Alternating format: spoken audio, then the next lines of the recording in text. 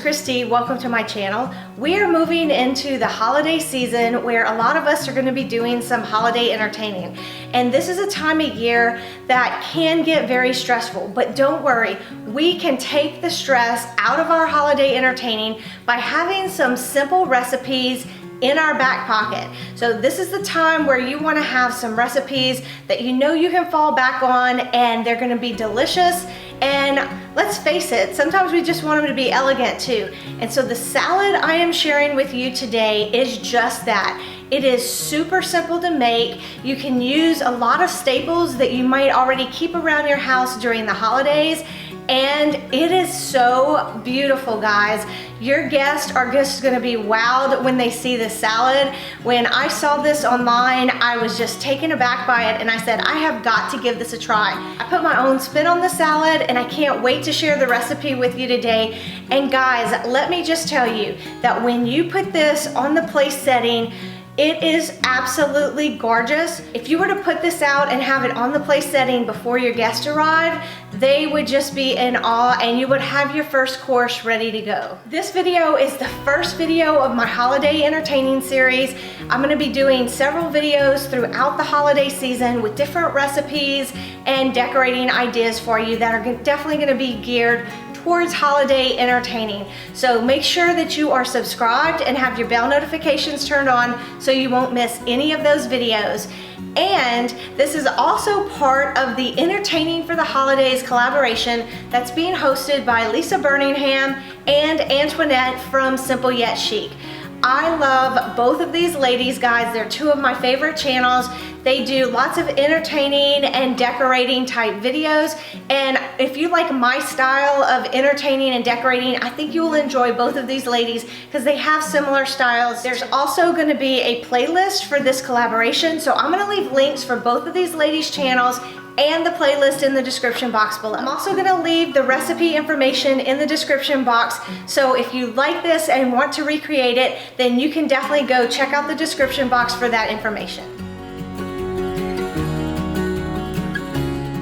For the pear salad, I started out by toasting my pecans. I just did it in a skillet on the stove since I only had a small pack of pecans. If you had a larger pack of pecans, you could certainly do these on a large baking sheet in the oven. If you did it in the oven, you would want to put it on about 350 and you'd need to toast them for approximately 10 minutes, making sure that you are kind of stirring them every few minutes so you get a nice even toasting on them. And you know they're ready when you really start smelling them. For the ones I did on the stove, I just let them sit, and then once I started smelling them a little bit, I went and stirred them, and then I just stirred them a couple of times until they were completely done. And you know, once you start really smelling them, like I said with the oven, that's when you know they're ready. While the pecans were toasting, I decided to go ahead and start my white wine vinaigrette. I love that you're able to make both of these things ahead of time, even as much as a week ahead of time. For the vinaigrette, I'm adding 1/3 cup of white wine vinegar, 2 teaspoons of Dijon mustard, the juice of 1 lemon, 1 teaspoon of honey.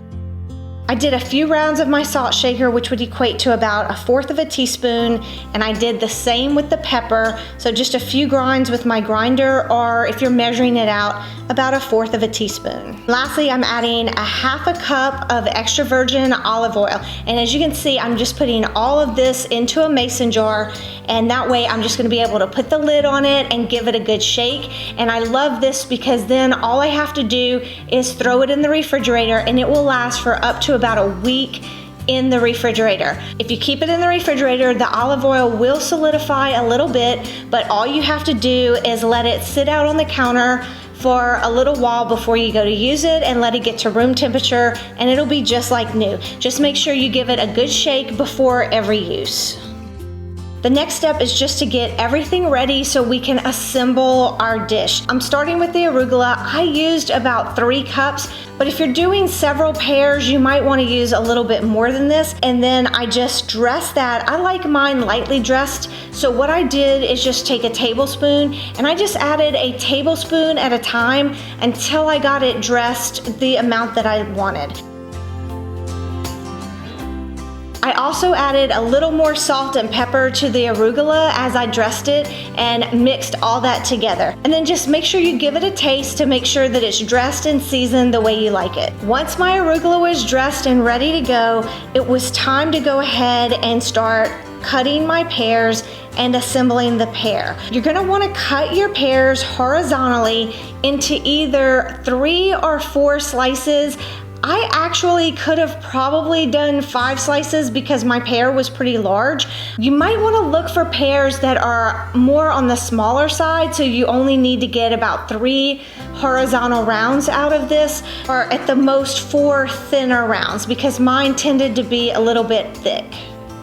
I brushed all of the pears with some lemon juice to keep them from browning, and this will actually keep them from browning for quite a while. So I just made sure that I put a good amount of the lemon juice, and you won't even taste it once you get ready to eat it, but it will keep them from browning. Then I just used a paring knife to cut out the cores from all of the pieces except for the top piece. For the most part, you don't need to worry about the core going all the way up to the top, and you want to make sure that you leave the stem on. So if you do have a little bit of core in the top that needs to be cut out, just make sure you don't cut all the way through and you leave the stem. But as you can see on the bottom piece, I did go ahead and cut all the way through.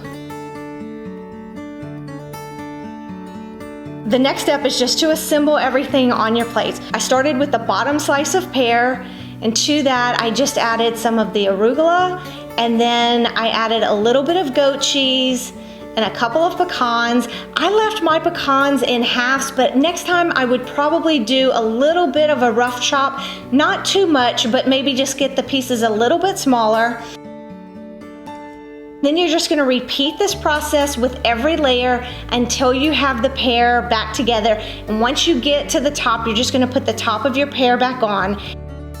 I decided to use pecans and goat cheese for my salad, but guys, you could use other types of nuts. I think walnuts or pistachios would be really good in this recipe, and I also think blue cheese would work really nicely. In fact, my inspiration recipe called for blue cheese, but I think any type of goat cheese, blue cheese, any of those soft cheeses would work nicely in this recipe. And if you wanted to make it even simpler than it already is, you could also use a store-bought vinaigrette, even though I think it's super simple to make your own and only takes a few minutes. And again, I love the fact that you can do that part as much as a week ahead of time and still have it ready to go. And to finish it off, all I did was dress my plate with a little bit of arugula around the pear, and then I added also a little bit of goat cheese and a couple of pecans around the outside of the pear, so it looked like it was sitting on a bed of the salad.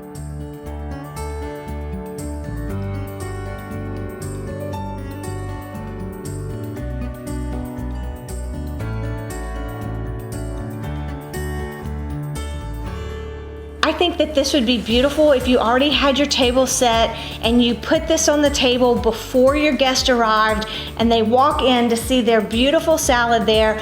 Or if you were doing a buffet, this would make a beautiful buffet item as well. But I love the idea of having it at the place settings, so I wanted to show you what that would look like. And guys, not only is this salad super easy to make, but it is so elegant and beautiful on its own or sitting on the table. This would make a perfect thing for a brunch if you were having a Christmas brunch. I think this would be a beautiful dish to have, or as the salad course for any meal that you're having throughout the holidays. And if you wanted to, I think you could do a similar presentation with apples. I do think the pear looks beautiful, but I think it would look pretty as well if you did want to use apples. If you like this recipe and think you might give it a try, please give this video a thumbs up. Remember to go check out Lisa and Antoinette's channels and the playlist to see all of the other ideas for holiday entertaining. And guys, if you are not already subscribed, I would love to have you hit that subscribe button and join our community. And when you do, remember to also turn on your bell notifications so when all of my other holiday entertaining videos come out, you won't miss any of them. And as always, thank you so much for watching. I'll catch you in the next one. Bye.